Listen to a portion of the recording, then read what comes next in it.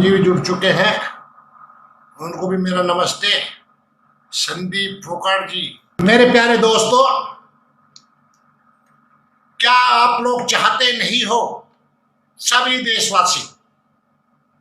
वैसे पूरी दुनिया का काम है ये, पूरी दुनिया को करना चाहिए, लेकिन जब इस दुनिया की शुरुआत ही भारत से हुई है तो भारत से ही दोबारा से शुरुआत होनी चाहिए। मेरे ख्याल में भारत के हर इंसान की 35 करोड़ की जो भारत से प्यार करते हैं, जो विश्व से प्यार करते हैं, उनकी ये तमन्ना जरूर होगी कि सत्य सबके सामने आना चाहिए। सत्य एक ही होता है, सत्य अलग अलग नहीं होता। सबकी इच्छा होगी, जो भारत से प्यार करता होगा, दुनिया से प्यार करता होगा, धरती माता से प्यार करता होगा, भारत माता से प्यार करता होगा, उन सब की एक ही तमन्ना होगी कि सच्चाई सबके सामने आनी चाहिए। जो भी हो सबको उसे ही मानना चाहिए। ये नहीं किसी इधर को चल रहा, कोई इधर को चल रहा, कोई इधर को चल रहा, कोई इधर को चल रहा, ऐसा नहीं होना चाहिए। इसलिए काम तो ये सरकारों का है कि धर्म संसद लगना चाहिए। धर्म संसद, धर्म संसद जब लगेगा तो जो वेदों के विद्वान है वे भी आए, जो कुरान के विद्वान है वे भी आए, जो बाइबल के हैं, जो और अन्य पंथों के हैं वो भी आए। वो सबको एक शास्त्रार्थ हो आपस में, वो जो सत्य है सब उस सत्य को माने, वो किसी के पास भी हो, कोई पक्षपात नहीं होना चाहिए। जो सत्य है वो सत्य है, सबको मान्य होना चाहिए। ऐसा मेरा खुद का विचार है इस धरती पे शांति लाने के लिए।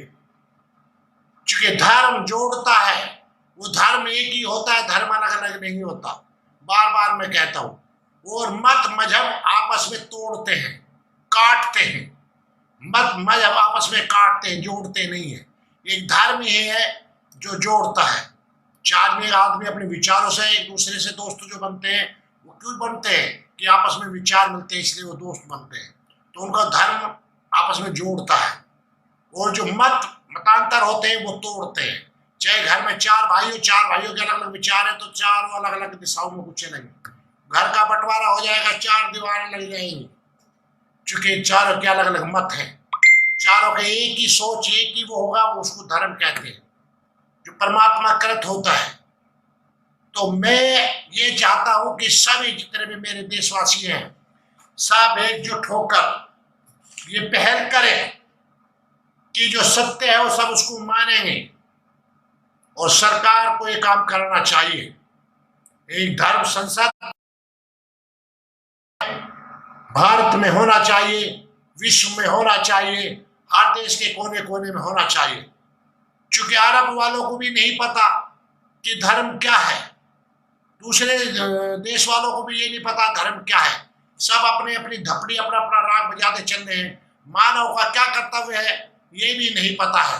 सब रूढ़िवादिता पाखंडवाद को लेके चल रहे हैं। हमारे देश में हिंदू धर्म में ही कितने विचारों के लोग हैं, ऐसे ही मुसलमानों में भी 73 फिरके हैं, ऐसे ईसाइयों में भी कितने फिरके हैं, ऐसे बुद्धिस्टों में भी, ऐसे जैनों में भी श्वेत अश्वेत, पीताम्बर श्वेताम्बर कितने हैं। तो मैं यही बात कहना चाहता हूं कि इस धर्म संसद होना चाहिए कि जो सत्य हो उसी को सब माने, वो एक ही हो, अलग अलग ना हो, सबके विचार एक ही हो। और फिर मैं एक बात कहना चाहता हूं, ये क्यों जरूरी है? क्योंकि धर्म मानव मात्र का अलग हो ही नहीं सकता। मेरा, अब्दुल का, जोन का या किसी और का, पादरी का धर्म अलग नहीं हो सकता। मानव मात्र का धर्म एक ही होता है। मत मजहब सोच अलग हो सकती है, धर्म अलग नहीं हो सकता। धर्म को कोई बदल भी नहीं सकता, और ना कोई जाति बदल सकता है। जाति भी जिस जाति में हम पैदा हुए हैं, मानव जाति में पैदा हुए, कोई सुअर बना के नहीं मार सकता, कोई कुत्ता बना के नहीं मार सकता है। हाँ, अल्लाह कर देता है इस काम को, वो उसका काम है। वो सूरह माइदा की आयत नंबर 60 पढ़ लेना। वहां इंसान को सुअर बना दिए, बंदर बना दिए। जबकि आदमी का जिस जाति में जन्म हुआ है, यानी कि जिस जाति का उसको शरीर आधार मिला है मनुष्य का, उसी जाति में आखिर में वो दम तोड़ेगा, न कि सुअर या कुत्ता जाति में तोड़ेगा। उसको कोई नहीं बदल सकता। ऐसे मानव मात्र का धर्म कोई नहीं बदल सकता, माने या ना माने कोई। मानने को तो आजकल अपने बाप को भी बाप नहीं मानते, अपनी माँ को भी माँ नहीं मानते, क्योंकि संस्कार जो मैकाले शिक्षा है इसमें ऐसे ही होगा। जो शिक्षा थी गुरुकुल की वो शिक्षा खत्म हो चुकी है। जिनको माता जी पिताजी बोला जाता था, सुबह उठ के अपने बड़ों के चरण स्पर्श किए जाते थे, वो संस्कृति तो बहुत दूर हो चुकी है। अब तो बेटा बड़ा हो तो ये कहने लगता है बाप को तूने क्या कर दिया मेरे लिए, जबकि बाप ने पूरी जिंदगी उसी के लिए किया है। तो ये तो होगा, मैकाले शिक्षा रहेगी, ये तो होगा। तो दोस्तों एक तो मैं ये कहना चाहता था कि मेरे देश में, हर देश में धर्म संसद होने चाहिए और वहाँ वेदों के विद्वान भी जाने चाहिए, सब विद्वान होने चाहिए। और जो सत्य है वो सत्य को, जहां भी सत्य है उसको सब अपनाए। अगर वेद परमात्मा का ज्ञान है तो सबको वेदों को अपनाना चाहिए, उसी के रास्ते पर चलना चाहिए, ताकि ये आपस में जो मन मुटाव, विद्रोह, मार काट, ये सब बंद हो जाए। ऐसा मेरा अपना विचार है। आप लोग इसमें अपनी सहमति भी दे सकते हैं कमेंट में। दूसरी बात मैं कहना चाहता हूं, एक यहां से तो भगोड़ा होकर भाग गया, कल भी मैंने बताया था, उसका नाम है जाकिर नाइक, लेकिन उसके चिल्ले बहुत है। यहाँ उसके चाहने वाले गद्दार देश के बहुत है विदेश में। उन गद्दारों को मैं चैलेंज करता हूं, या तो यहाँ नहीं वो आ सकता ना, जहां वो रह रहा है उसी देश में उनकी सरकार से परमिशन दिवाए, हम जाके उससे वही साक्षात करने को तैयार हैं। अगर उसने कुरान को अल्लाह का कलाम सिद्ध कर दिया तो हम वही उन्हीं के सामने इस्लाम कबूल कर लेंगे, नहीं तो उसको पाखंडी को, चोर को, भगोड़े को, डाकू को तुरंत जो वैदिक सनातन धर्म अपनाना होगा, ताकि उसमें सुधार आ सके, उसको सुधार कर लिया जाए। उसमें सुधार हम कर देंगे, हम जानते हैं सुधार करना।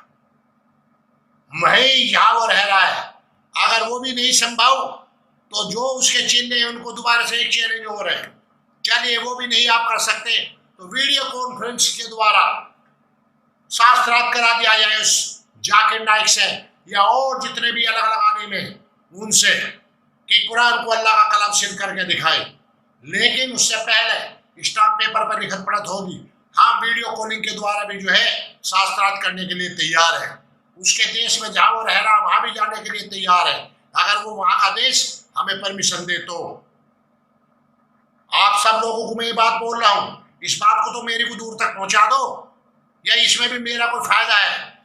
सबका फायदा है, पूरे देश का फायदा है, कि पूरे देश के लोगों को, जो बेचारे शरीफ मुसलमान हैं उनको भी नहीं पता, उनके ऊपर भी थोप दिया गया है कि ये थोप दिया गया, ये आपको मानना है, इस पर शक शुबा नहीं करना। अगर कुरान पे आप शक शुबा करोगे तो आप भी जहन्नुम की आग में जलोगे, क्योंकि अल्लाह गाली देता रहता है ना 24 घंटे। अल्लाह जो है काफिरों को, मुशरिकों को, गैर मुस्लिमों को गाली देता रहता है, तो वो भी बेचारे डर जाते हैं। तो उनकी क्या हिम्मत है कि वो तर्क संगत बात करें, तो वो बात नहीं करते। वो जो है कुरान में जो लिखा है सही है गलत है उसी मानने के लिए सब मजबूर हो जाते हैं। जब सबके सामने सत्य आ जाएगा तो सब सत्य को अपनाएंगे। कोई भी जो है गंदगी में फंसा रहना नहीं चाहता, सब जो है अच्छाई की तरफ आना चाहते हैं, अच्छे काम करना चाहते हैं। सभी की बात है, सभी की बात है, कोई किसी भी मजहब का मानने वाला हो, सब सत्य को मानना चाहते हैं, लेकिन मजबूरी हो जाती है, डर हो जाता है, वो डर के कारण सामने नहीं आते। जैसे पीछे की बात है, अभी जो है आपने देखा होगा, थुक्का थुक्की पत्थरबाजी चली थी, डॉक्टरों पे थुक्का थुक्की चली थी, नर्सों पे पत्थरबाजी थुक्का थुक्की चली थी। तो कुछ इस्लाम वाले जो नौजवान थे उनका हमारे पास फोन आया, बोले जी हम तो दुखी हो चुके हैं, हम तो इसको जो त्यागना चाहते हैं, वैदिक सनातन धर्म को अपनाना चाहते हैं, क्या प्रोसीजर है? हमने उनको बताया ऐसे ऐसे प्रोसीजर है भाई घर वापसी का, आपको ये सब करना होगा। बोले जी हम तैयार है, बस ठीक है, हम आपको समय और दिन बता देंगे कि कब का ये प्रोग्राम रखा जाएगा घर वापसी का। आप अपने परिवार से बात कर ले, सबसे बात कर ले, उसके बाद हमें बताएं, क्योंकि काम चोरी छुपी हम नहीं करना चाहेंगे। हम वैदिक धर्म को मानने वाले जबरदस्ती किसी को थोपना नहीं चाहेंगे। जिसको लगेगा डंके की चोट पे कि हाँ परमात्मा का ज्ञान वेद है, इसलिए हमें वेदों को ही अपना धर्म ग्रंथ मानना चाहिए, जो सबका था पहले सब मानते थे, वो अपने आप आएंगे, हमें किसी को जो है लाने की जरूरत नहीं है। और जो आएंगे उनका स्वागत है, उनका सत्कार होगा, उनका जो है सत्कार होगा, उनका स्वागत होगा, बार बार स्वागत होगा। वैदिक सनातन धर्म में सबका स्वागत है, पूरी मानव जाति का स्वागत है।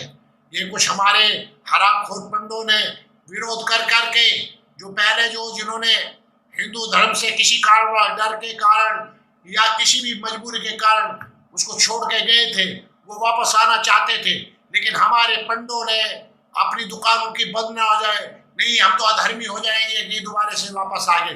उन्होंने बहुत बड़ा रोड़ा डाला, जो आज हम सबको पूरे जो वैदिक धर्म को झेलना पड़ रहा है। ये हमारे अपने लोगों के कारण है। आपको ज्यादा पढ़ना तो काला पहाड़, कालीचरण का किस्सा पढ़ लेना। और आप सब हिंदू, सब वैदिक धर्म में चाहते हैं तो सब मिलके काला पहाड़ एक पिक्चर बनाने के लिए सब अपना सहयोग करेंगे, वो पिक्चर भी आपके सामने आ जाएगी, पूरी दुनिया के सामने सच्चाई आ जाएगी और पूरी दुनिया जो है वैदिक सनातन धर्म को अपनाएगी और मानना शुरू कर देगी। ऐसा मेरा अपना विचार है। तो वो वही विचार मैं आप लोगों के सामने रख रहा हूं। तो क्या ऐसा संभव हो सकता है? क्या मेरे इसमें मुस्लिम भाई भी हमारा साथ दे सकते हैं कि वो जाकिर नाइक जो आपका बहुत बड़ा बाप बनता है, या और भी जो आलिम है, इस्लाम के बहुत बुद्धिजीवी आलिम है, वो आए, जहाज भी चाहे, जहां वो चाहे परमिशन ले और हम वही उनके साथ में शास्त्रार्थ डिबेट करने के लिए तैयार हैं। कुरान को अल्लाह का कलाम सिद्ध करके दिखाएं, कुरान को अल्लाह का कलाम सिद्ध करके दिखाएं, कुरान को अल्लाह का कलाम सिद्ध करके दिखाएं। बाकी हम सब कुछ छोड़ देंगे, कुछ भी नहीं मानेंगे, सब हम कुरान को मानने लगेंगे। लेकिन नहीं दिखाए तो आप सबको वैदिक धर्म अपनाना होगा। इसीलिए स्टाम्प पेपर पे लिखत पढ़त होगी, ताकि ना तुम बदल सको ना हम बदल सके। आइए, खुला चैलेंज है। मैंने पहले भी बोला, मैं पहलवान रहा हूं तो मेरी आदत है चैलेंज देने की। इसमें किसी को बुरा तो मानना नहीं चाहिए, मेरे चैलेंज को स्वीकार करना चाहिए। तीनों रास्ते बता दिए, या तो वो इधर आ जाए दिल्ली में कहीं शास्त्रार्थ के लिए, या फिर विदेश में चाहते हो तो विदेश में वहां से परमिशन लेके हम वहां चले जाएंगे, या वो ऐसा भी नहीं कर सकते तो जो इस्लाम के आलिम है वो वीडियो कॉन्फ्रेंस के द्वारा ये सुविधा भी उपलब्ध करा सकते हैं कि उसमें जो है शास्त्रार्थ आमने सामने हो जाए प्यार के साथ में। अब ये ना फिर गाली देने लगना, फिर मैं वही कहूंगा कि अल्लाह भी गाली देता है। मोमिन तो गाली देते ही देते हैं, काफिरों को, हिंदुओं को, गैर मुस्लिमों को। अल्लाह भी 24 घंटे गाली देता रहता है। वो उसका तो दिमाग ही जो है डल हो गया है काफिरों को गाली देते देते। कभी कहता है तुम्हारे पकोड़े तलूंगा गर्म पानी में, कभी तुम्हारे तेल में तलूंगा, कभी तुम्हारी खाल लपेटूंगा, कभी तुम्हें हमेशा जहन्नुम की आग में डालूंगा, तुम जहन्नुम का आग के ईंधन होगे, पत्थरों के साथ तुम्हें जलाऊंगा। वो रात दिन इसी काम में परेशान है अल्लाह। क्या करूं? अभी क्या करे? अगर तू दुनिया का मालिक है तो काफिरों को बनाना बंद कर दे, यही तरीका है। क्यों काफिरों को, गैर मुस्लिमों के घर में बच्चे पैदा कर रहा है? चूंकि तेरे बस की है ही नहीं कुछ भी, तू है ही कुछ नहीं है। चूंकि ये तेरे बस की है नहीं, चूंकि तू है ही कुछ नहीं है, तेरे बस की नहीं है कायनात बनानी, ये दुनिया बनानी। तुझे तो यही नहीं पता कि धरती, जहां मैं बैठ के बात कर रहा हूं, जहां के तेरे मोमिन जो तेरे को मान रहे हैं, 5 बार नमाज पढ़ रहे हैं, इस धरती का उन्हें यही नहीं पता कि धरती अंतरिक्ष में है, हम सब अंतरिक्ष में हैं। और अल्लाह ताला ने कहा कि मैंने तुम्हारे लिए धरती जो फैला दिया, बिछोना बना दिया, पहाड़ गाड़ दिए हैं, काहे के लिए? ताकि हिल डुल ना सके, उड़ ना सके है। अगर ये धरती अगर नहीं घूमेगी सूरज के चारों तरफ तो दिन कहां से आएगा, रात कहां से आएगी? लेकिन अल्लाह ने तो कह दिया, दिन को रात में लपेट देता है, रात को दिन पे लपेट देता है, सूरज को रात को कीचड़ में डुबो देता है, सुबह निकाल देता है। तो उसको जानकारी ही नहीं है कि सूर्य परमात्मा का जो भी करा हुआ कार्य है वो 24 घंटे काम करते हैं। वो डूबते हैं, वो छिपते नहीं है। वो यहाँ लग रहा है कि यहाँ डूब रहे तो अमेरिका में निकल रहे हैं। तो ये तो मैं बार बार इसलिए कहता हूँ आपके दिमाग में बार बार टच हो जाए कि कोई बात हो तो आप एक दफा पढ़े, हाँ भाई अल्लाह का कलाम कैसे है। कोई एक गिलास दूध में 1 बूंद दूध जहर की डाल दोगे, 1 बाल्टी दूध में तो पूरा जहर हो जाएगा ना दूध।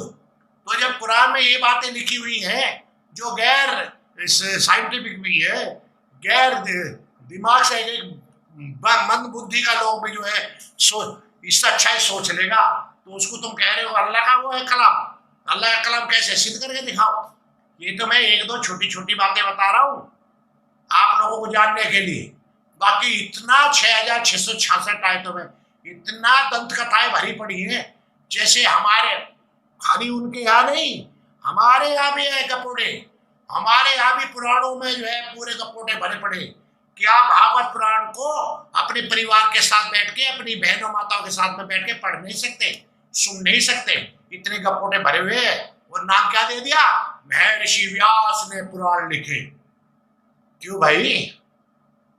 महर्षि व्यास कब हुए? महाभारत के टाइम पे 5100 साल हो गए। पुराण कब लिखे गए हैं? कब लिखे गए हैं?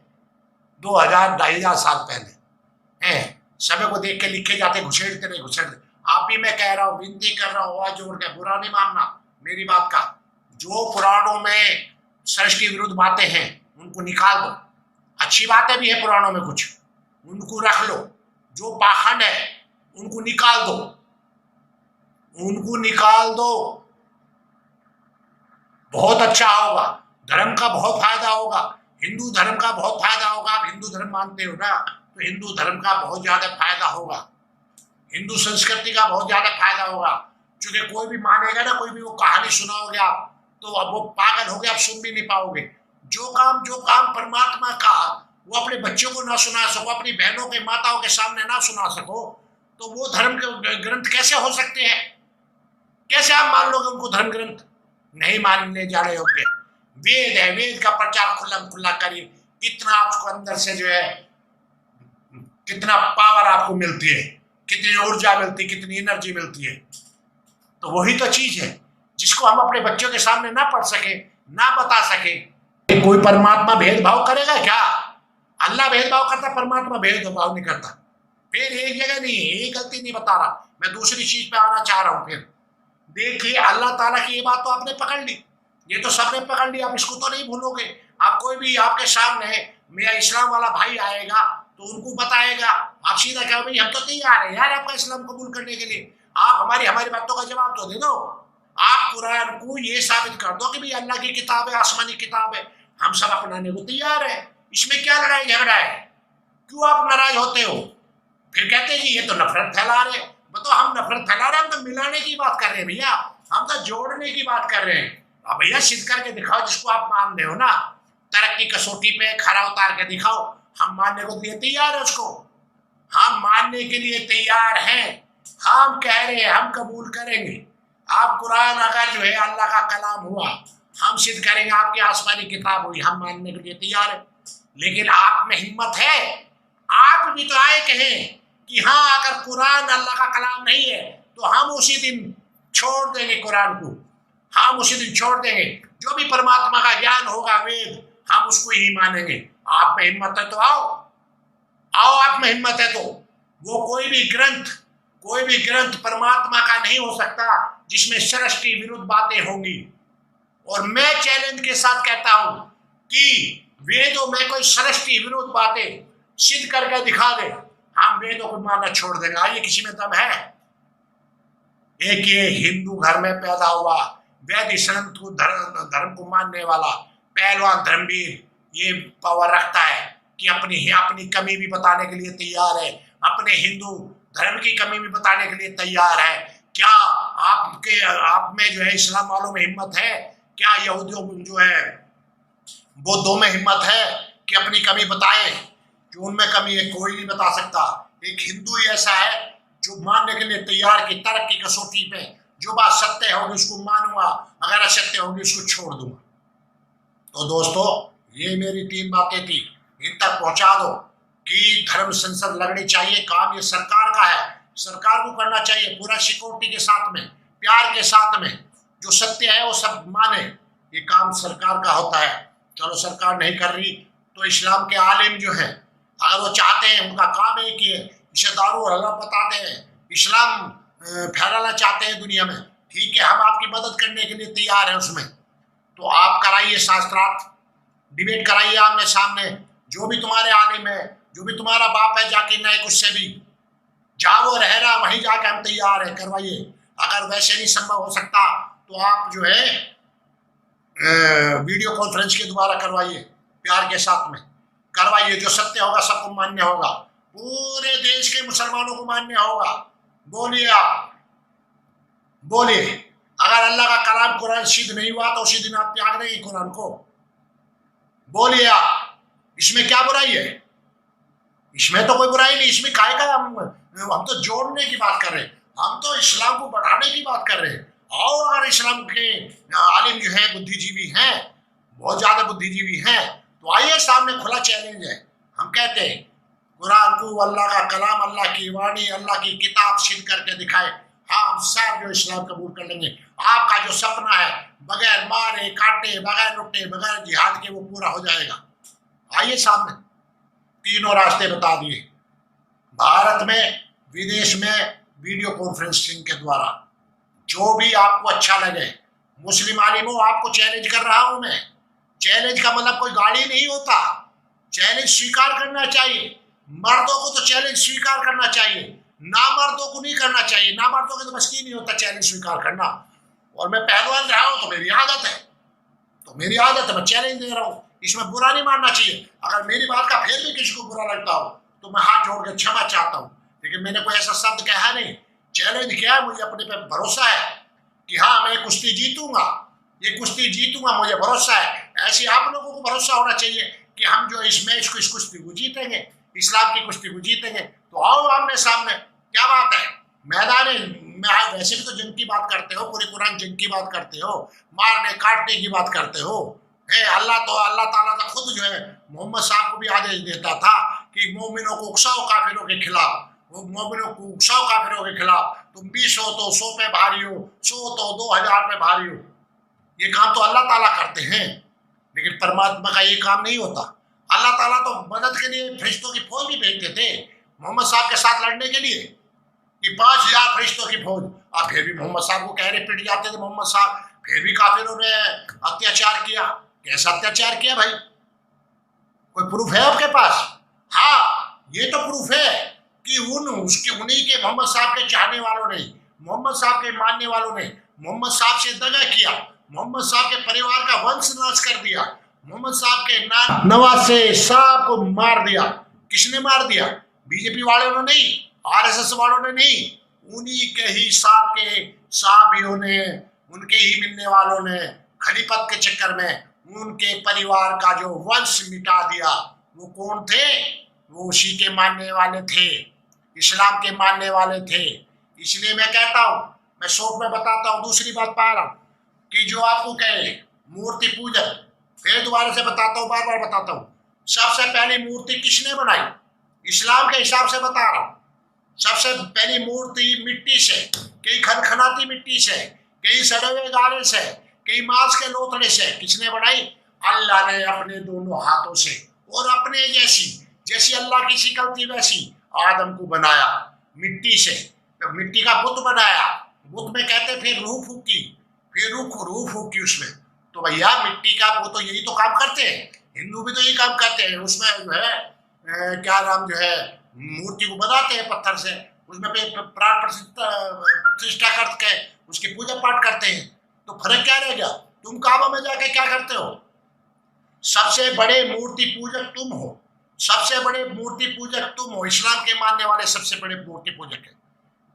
वैसे भी अलग अलग है, कुछ जो है कब्रों को पूज रहे, उनमें हमारे हिंदू भी जाकर जिनके जो है पूर्वजों के कातिल लोटे पड़े हुए कब्रों में, सड़े गले पड़े, उन्हीं पर जाकर चिंतन चढ़ा रहे। प्रधानमंत्री जी भी चिंतन भेज रहे हैं उनके ऊपर, जो मर गए सड़ गए। वो पता नहीं अब कितनी कौन सी योनि में जाकर कुत्ता बिल्ली कॉकरोच कीड़े मकोड़े बढ़ के पता नहीं कितनी जब से उन्होंने योनि बदल दी होंगी, वो उनको वहां ढूंढ रहे खबर में सड़े गले को कि वो तुम्हारी सरशुद्धि कर देगा। वो तो और 12 साहब ठाकरे का पोता भी गया वहां, आदित्य ठाकरे चिंता चढ़ा के आया कि मैं मुख्यमंत्री बन जाऊंगा। शर्म नहीं आती? अपने आप को हिंदू कहते हो, शर्म आनी चाहिए। अब ये बात मैंने बता दिया, खुला चैलेंज दे दिया, सबकी ड्यूटी बनती है, खाली मेरी नहीं बनती। आप सबके जितने भी लोग जुड़े, हाथ जोड़ के प्रार्थना करता हूँ आपसे, बहुत बहुत धन्यवाद। मेरी नई आईडी पे इतने लोग जुड़े हैं, आप सबका बहुत बहुत मैं धन्यवाद करता हूँ, बहुत बहुत साधुवाद देता हूँ आपको। लेकिन मेरी बात को आगे तक पहुंचाए, ताकि हमेशा हमेशा के लिए मत मजहब का झगड़ा खत्म हो जाए। एक ही जो परमात्मा का ज्ञान है, जो परमात्मा धर्म जो है, मानव धर्म है, वही रहे। ये सब हिंदू मुस्लिम का झंडा ही निमट जाए। सिर्फ परमात्मा ने जो बताया है, मनोर्भव मनुष्य बनो, सब हम मनुष्य का पालन करें, प्राणी मात से प्यार करें, किसी जीव की हत्या न करें, किसी जीव को न सताए, पूरी धरती को, पूरी वसुंधरा को अपना परिवार माने, पूरी धरती माता को अपनी माँ माने कि इसी में से हम पैदा हुए हैं, इसी में से हमें खाने को मिलता है, इसी में से हमें पीने को जल मिलता है, सब कुछ इसी में से मिलता है। तो ये हमारी माँ है। जो देव बताए 33 करोड़ नहीं है, 33 प्रकार के, उनमें धरती माता भी है, सूर्य देव भी है, चंद्र देव भी है। तो यही मैं बोला हूँ, जो वासु बोलते बसाने वाला, ये सूर्य लोक है। तो सूर्य लोक है तो हम सूर्य लोक में जो एक ही धरती होती है, एक सूर्य लोक में एक ही पृथ्वी होती है। ऐसे जो कितने करोड़ों अरबों सूर्य लोक है इस ब्रह्मांड में, जिसका मालिक सबका परमपिता परमात्मा है।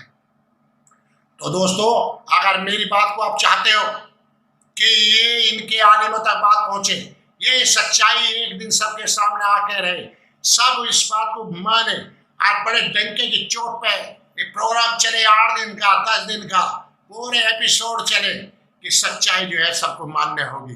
तीनों तरीके बता दिए, या तो मेरे देश में या दूसरे देशों में, नहीं संभव है तो वीडियो कॉन्फ्रेंस के द्वारा।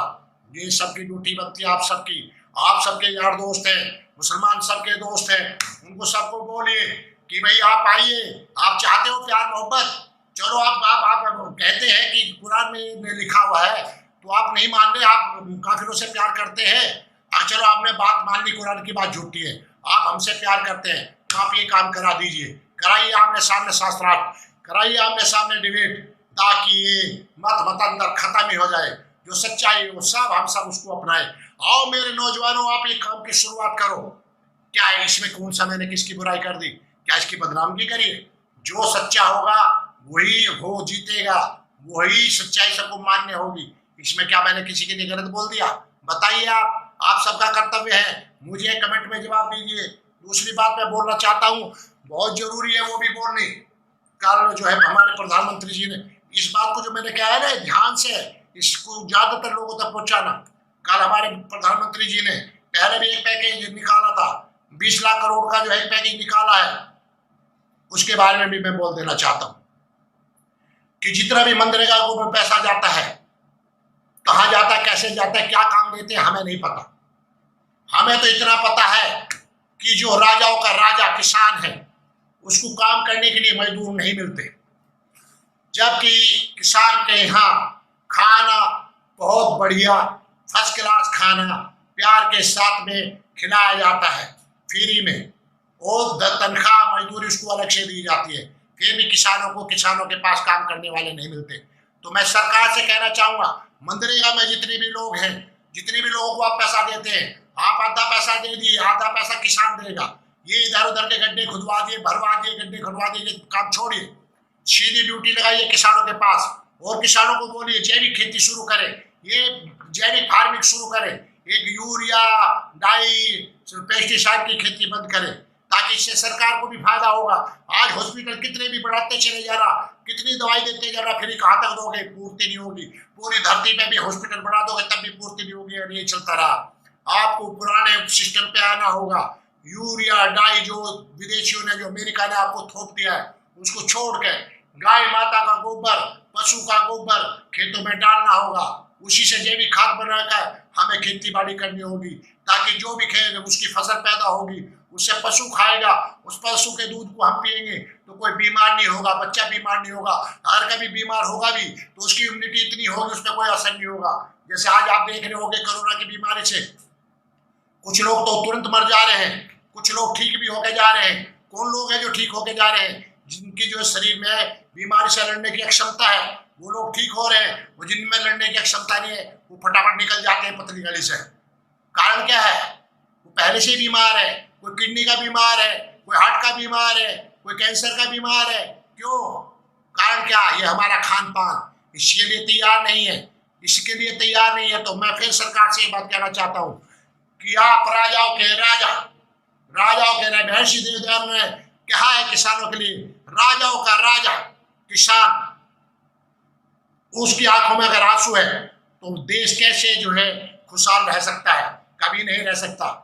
तो उस राजाओं के राजा किसान को सरकार सुविधाएं दे, फ्री में कुछ ना दे, किसी भी किसान को फ्री में कुछ ना दे कि फ्री में दे के आपने सब कुछ बर्बाद कर दिया है। सुविधाएं दे किसान को, किसान के बच्चों को सुविधाएं दे कि इधर उधर नौकरी के चक्कर में ना घूमे, अपने यहाँ खेती करें, फार्मिंग करें, ऑर्गेनिक खेती करें और 10 आदमी को रोजगार दें। आज किसान का बेटा किसान क्यों नहीं बनना चाह रहा? क्या कारण है इसका? कहीं ना कहीं कोई तो कमी है, कुछ ना कुछ तो कमी। वो कमी क्या है? उस कमी को दूर किया जाए, उस कमी को दूर किया जाए। आपने ऐलान कर दिया 20 लाख करोड़ का, और आप जो है उन जितने भी जो है बिजनेसमैन है जो घाटा दिखा देंगे उनको आप दे दें, उनका पहला कर्जा माफ कर देंगे, उनको पैसा दे देंगे, किसान की हालत नहीं बिगड़ेगी। मनरेगा में जितने भी लोग हैं मनरेगा के लिए उनको बोलिए कहीं कोई काम नहीं, आपको किसानों के पास काम करना होगा, वहां से किसान फ्री में खाना भी देगा और आधा पैसा आप देंगे, सरकार देगी, आधा पैसा किसान देगा। उससे किसान का भी भला होगा, मनरेगा वाले मजदूरों का भी भला होगा, उनको सम्मान भी मिलेगा। और जो आपने स्वदेशी का जो है उद्घोष किया है, स्वदेशी जो हमारे युवा है रोजगार है उनपे रोजगार पैदा होंगे, इसलिए आपको कहता हूँ इस पैसे से गुरुकुल खोलिए। गुरुकुल में जो युवा है उनको जो है अलग अलग छोटे छोटे उद्योग सिखाए जाते हैं और ज्यादा सिखाए जाएंगे, वो उस पैसे को उनको दीजिए, वो नए नए उद्योग लगाएंगे। गुरुकुल में जो एक संस्कार भी बच्चों के बनेंगे, क्योंकि गुरुकुल में पढ़ा बच्चा जो राष्ट्रभक्त होता है और वो एक एक बच्चा जो है 50-50, 100 बच्चों को रोजगार देगा। तो इस पैसे से गुरुकुल खोलिए, बेटियों के गुरुकुल खोलिए, बेटों के गुरुकुल खोलिए। अगर देश को विश्व गुरु बनाना है तो ये काम आपको करना होगा, किसान की मदद करनी होगी और किसी को भी जो है फ्री में कोई चीज देनी बंद कर दो। आज कोई भी आदमी ऐसा नहीं है कि भूखा मरने के कगार पे। अगर कोई ऐसा है तो ये सरकार का कर्तव्य होता है, उनके एमपीओ का कर्तव्य होता है कि मेरे इलाके में कोई आदमी गरीब, इतना गरीब तो नहीं है कि कहीं उसको बिना खाने के उसकी मौत हो जाए। उनके इलाके के जो एमएलए उनको पता होता है, उनके इलाके के जो गांव के प्रधान होते हैं उनको पता होता है कोई गांव में जो कौन आदमी ऐसा गरीब है कि जिसके घर में खाना नहीं है, वो बिना खाने के मर रहा है। उनकी ड्यूटी होती है, वो आगे अपना इसे बोलते हैं सिस्टम, पूरा सिस्टम नीचे से ऊपर तक एक हो, एक सिस्टम हो, कोई भूखा नहीं मरेगा। लेकिन फ्री में किसी को कुछ चीज मत दो, फ्री में दे के नाश कर दोगे देश का। लोग जो काम करने कमचोर हो जाएंगे, कामचोर होंगे, काम नहीं करेंगे और नियत धरे बैठे कि सरकार देगी, सरकार देगी। सरकार कहां से देगी? कब तक देगी? कब तक देगी? तो इसलिए मेरे देश के प्रधानमंत्री जी, आप बहुत बड़े बड़े फैसले ले रहे हो, लेकिन ये जनसंख्या बढ़ती जा रही है, बढ़ती जा रही है जनसंख्या। सबसे पहले आप लाइए जनसंख्या कंट्रोल बिल लाइए और उसको फटाफट पास कराइए, लागू कराइए। जो ना माने उनको देश निकाला करिए, जूते मार के, लात मार के बाहर करिए। उनको वोट देने का हक छीनिए, उनको बिजली पानी सुविधाएं जो सरकार की होती है सब बंद कर दीजिए, अपने आप सुधर जाएंगे। भय बिन प्रीत नहीं होती। अगर आप सख्त होंगे तो देश एक होगा, लड़ाई झगड़े नहीं होंगे, दंगे नहीं होंगे। ये मैंने कुछ जो है आपको सुझाव दिए हैं। अगर आपको सुझाव अच्छे लगते हैं, मैं कोई समझदार नहीं हूँ ज्यादा, लेकिन मेरे सुझाव जो अच्छे लगते हैं वो आपको अपनाने चाहिए। ये छोड़ दीजिए कि साल में मैंने इतना बड़ा पैकेज दे दिया, मुझे पता है ये सारे पैकेज जो बड़े बड़े घात खा जाएंगे, किसानों को, गरीबों को, मजदूरों को कुछ नहीं मिलने वाला। ये बकवासबाजी है, झूठ है, फ्रेम है बहुत बड़ा। मैं बता रहा हूँ आप लोगों को, कुछ नहीं मिलने वाला। उनके कर्जे माफ कर दिए जाएंगे, किसानों को कोई फायदा नहीं होने वाला। अगर आप चाहते हैं मेरे प्यारे प्रधानमंत्री जी आपके कहीं से काम हो, किसान की फसल का हर फसल का रेट, अगर टमाटर है उसका भी रेट फिक्स हो, उसका रेट बढ़ती, हमें मंडी में न जाना पड़े, आड़ती जाए खुद किसान के पास, कहा भाई कितने टमाटर तुम्हारे खेत में हो सकते हैं, इतने टमाटर हो सकते हैं, ठीक है आपका रेट फिक्स कर दिया, 25 रुपए किलो, 20 रुपए किलो, ठीक है जी आपके होंगे, हम आपको जो टमाटर तोड़ के देंगे वो दीजिए। प्याज, हर चीज का किसान का रेट फिक्स कर दीजिए। किसान हर चीज बोएगा। एक फसल अगर नुकसान हो गया, किसी तरह से ओला या कोई चीज पड़ गया, तो दूसरी चीज है किसान की तो उसको उठा देगी। तो इसलिए हर किसान की हर चीज का रेट तय होना चाहिए, चाहे घिया से लेके, टमाटर से लेके, मटर से लेके, गाजर, मूली, सबका, गन्ना, गेहूं, सबका फिक्स रेट होना चाहिए, फिक्स रेट, ताकि किसानों को पता रहे कि मेरे घर में जो है इतने टन जो है टमाटर पैदा होगा, इतना पैसा मेरा आएगा, इससे मैं अपने बच्चे की शादी कर लूंगा, इसलिए अपने बच्चों का चेक देना वो दे दूंगा, इससे मेरे बच्चों को एडमिशन कराना वो करा दूंगा। लेकिन किसान को पता ही नहीं है, जब किसान की फसल आती है या वो टमाटर 2 रुपए वो सड़क पे फेंकना पड़ता है, और वो जो काला बाजारी करने वाले उसी टमाटर को 70-80 किलो रुपए बेच देते हैं, ऐसे प्याज को बेच देते हैं। क्यों? फिक्स रेट करिए। अगर काला बाजारी वाले खरीदते हैं तो किसान से खरीद के रखें। किसान को जो मेन है, जितना पैसा किसान को चाहिए वो किसान को मिलना चाहिए। उसके बाद जिसे जो करना हो वो करिए, कुछ भी करे वो। फिर ये अगर किसान का भला चाहते हो ये काम कर दीजिए। किसान को आपको लोन नहीं देना पड़ेगा आगे से, अगर किसान की फसल का आप सही मूल्य दे देंगे। किसान भटकता फिरता है, मंडियों में जाता फिरता है, जो वहां के चेयरमैन होते हैं मंडियों के, जो चोर होते हैं, वो अपनी मर्जी का पैसा लगाते हैं, ऑडिट काटते हैं, उधर से भी ऑडिट काटते हैं, उधर से भी ऑडिट काटते हैं। किसान को मिलता है क्या है? ट्रैक्टर ट्रॉली का जो तेल का खर्चा वो भी नहीं पूरा होता। उन फसलों को तोड़ना, मान लिया भिंडी बोदी, भिंडी को तोड़ना, तोड़ के जो पैक करना, धरना, लादना, कितना खर्चा आता है। टमाटर है, कोई भी चीज ले लिए किसान की, गन्ना है, छीलना, छील के जो उसकी पूली बांधना, गोला काटना, उसको मील तक पहुंचाना, कितनी आफत होती है किसान की, किसी की समझ में आता है? इसलिए मैं कहना चाहता हूँ अपने नौजवानों को, लास्ट में अपने नौजवानों को भी कहना चाहता हूँ कि आप शहरों में जाइए, जाके शहरों में बड़ी बड़ी कॉलोनियों में जो शुद्ध चीज खाना चाहते हैं उनको मेंबर बनाइए कि सीधा जैसे आपका फैमिली डॉक्टर है, ऐसी फैमिली किसान से आपको हम जोड़ेंगे। डायरेक्ट कोई भी चीज पैदा होगी ताजी आपके घर पे पहुंचेगी, वो पैसा तुरंत जो किसान को मिलेगा, और जो शहरों में रहने वाले लोग हैं उनको शुद्ध दूध भी मिलेगा, शुद्ध सब्जी वगैरह भी शुद्ध मिलेगी, कोई मिलावट की चीज नहीं मिलेगी। इसलिए उनको बोलिए, मेंबर बनाइए जाके पढ़े लिखे नौजवान। इससे दो फायदे होंगे। एक तो परमात्मा को साक्षी मान के आप अच्छा काम कर रहे हैं तो अच्छा काम करें, उसका फल आपको मिलेगा। दूसरी बात, आपका जो रोजगार है वो भी बढ़ेगा, फिर आपके सहारे से जो आपके साथ और लोग जुड़े हुए हैं उनका रोजगार भी बढ़ेगा। किसान भी खुश, शहर के लोग भी खुश, सबको स्वच्छ खाना मिलेगा, बीमार नहीं होंगे, कम बीमार होंगे, हॉस्पिटल कम बनेंगे, सरकार को फ्री में कम दवाई देनी पड़ेगी। ये पूरे सिस्टम है।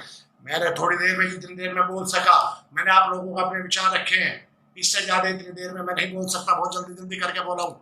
आप जुड़े, आपका बहुत बहुत साधुवाद, आपका बहुत बहुत प्यार है मेरे लिए कि नई आईडी में भी एकदम से आप जुड़े हो। आपका मैं बहुत शुक्रिया करता हूँ।